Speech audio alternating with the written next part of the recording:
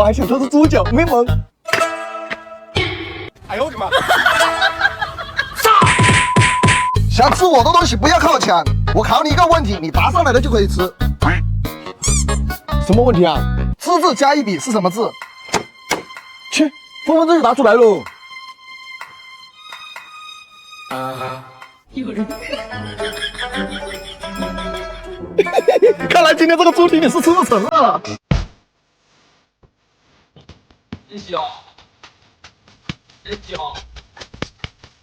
真香。哎呦，这字加一笔到底是什么字哦？你这个智障想不出来是很正常的，让评论区的家人们告诉你吧。